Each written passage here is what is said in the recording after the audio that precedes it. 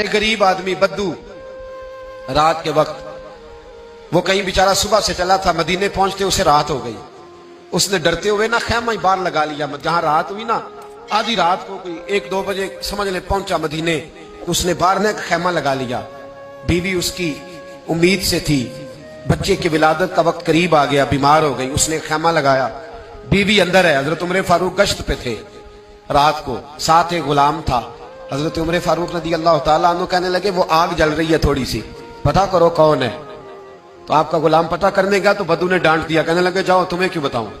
حضرت عمر خود گئے، کہنے لگے مسافر بھائی بتا تو صحیح. کہنے لگا جی چھوڑے، میں آپ کو کیوں بتاؤں، میں کون ہوں، کیسے آیا ہوں. فرمایا خیمے کے اندر سے کراہنے کی آواز آتی، کوئی درد سے چیخ رہا ہے، بتا ہمیں بات کیا ہے. کہنے لگا جی میں فلاں بستی فلاں علاقے کا ایک غریب ہوں، امیر المومنین عمر فاروق سے ملنے آیا ہوں، اور رات ہو گئی ہے تو یہاں خیمہ لگایا ہے، صبح میں ان سے مل کے چلا جاؤں گا. تو رات کو تکلیف دینا پسند نہیں کیا، تو میری بیوی امید سے تھی، اب بچے کی ولادت کا وقت قریب ہے، پاس کوئی نہیں. حضرت عمر کہنے لگے تو ٹھہر میں ابھی آیا. چہرے پہ نقاب ہے، اسے بتایا نہیں میں ہی امیر المومنین. عمر دوڑے گئے، اپنی زوجہ سے کہنے لگے اگر تجھے بہت بڑا اجر مل رہا ہو تو حاصل کرے گی. کہا کروں گی. تو کہنے لگے چل پھر میرے ساتھ، بہت بڑا اجر ہے. ایک دوست کے ہاں ولادت کا وقت ہے، ضرورت کی چیزیں ساتھ لے لو. اس عورت نے تھوڑے دانے لے لیے، گھی لے لیا. حضرت عمر سے کہنے لگی لکڑیاں اکٹھی کر لیں. امیر المومنین کونسلر کی بات نہیں بتا رہا آپ کو، میں آپ کو ایم پی اے کی بات نہیں بتا رہا، ایم این اے کی بات نہیں بتا رہا، جو 10 گاؤں کو ملا کے چیئرمین بنا اس کی بات نہیں بتا رہا، اس کی بات بتا رہا ہوں جو 22 لاکھ مربع میل کا حکمران ہے. اس کی بات بتا رہا ہوں جو گلی سے گزرے تو شیطان رستہ ہی بدل جاتا ہے. اس کی بات بتا رہا ہوں جس کے بارے میں میرے مصطفیٰ کریم صلی اللہ تعالیٰ علیہ وآلہ وسلم نے فرمایا میرا عمر تو وہ ہے کہ 950 سال حضرت جبریل بھی اس کی شان بیان کریں تو عظمت ختم نہیں ہوتی. اتنا بڑا شخص. حضرت عمر نے لکڑیاں اکٹھی کی، اینٹوں کا روڑے لے کے چولہا بنایا، پہنچ گئے. آپ کی زوجہ کہنے لگی یہ تھوڑے دانے ڈالنے، گھی ڈالنے اور ایک لکڑی لے کے اس کو ہلائیں، تیار کریں. خود زوجہ اندر چلی گئی، حضرت عمر باہر پکانے لگے.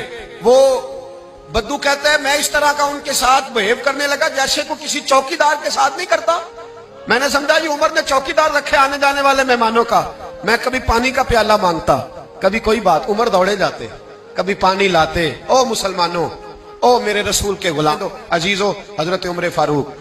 وہ غلام کہتا ہے میں عمر سے کہتا، میں کہتا غلام پانی لا، تو عمر دوڑ کے پانی لاتے. میں کہتا تجھے گھی پکانا بھی آتا ہے، پہلے بھی کبھی پکایا ہے؟ تو عمر فرماتے کوشش تو کر رہا ہوں. میں کہتا پہلے بھی کبھی تیری بیوی نے یہ کام کیا ہے؟ تو حضرت عمر کہنے لگے مجھے یاد نہیں، پوچھ کے بتاؤں گا. کہتے کیا رنگ تھا، کیا انداز تھا، کیا مصطفیٰ کی تربیت تھی، کیا انداز حضور نے سکھائے غلاموں کو. یہ کس طرح کا امیر ہے کہ یہ ہنڈیا پکا رہا ہے، پھونکے مار رہا ہے ایک غریب کے لیے، دیہاتی کے لیے جسے جانتے بھی نہیں.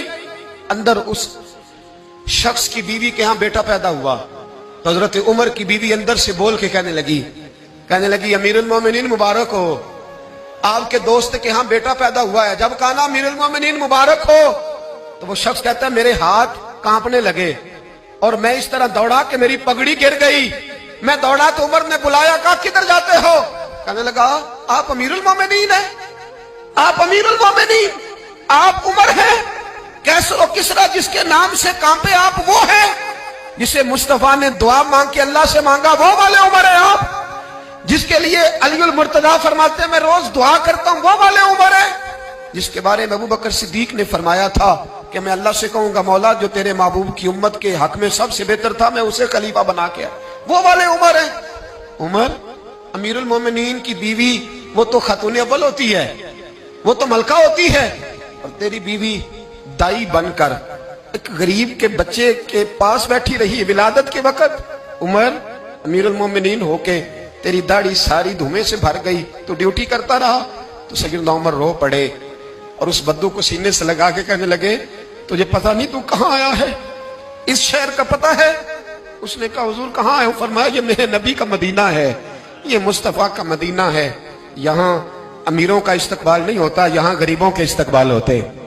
یہاں حضور نے اس اسٹیٹ پہ میرے رسول پاک نے وہ والا رنگ دیا ہے کہ اب غریب سر اٹھا کے جینے لگے ہیں، اب مزدوروں کو عزتیں ملنے لگی ہیں، اب یتیموں نے سر اٹھا لیا ہے کہ ہمارا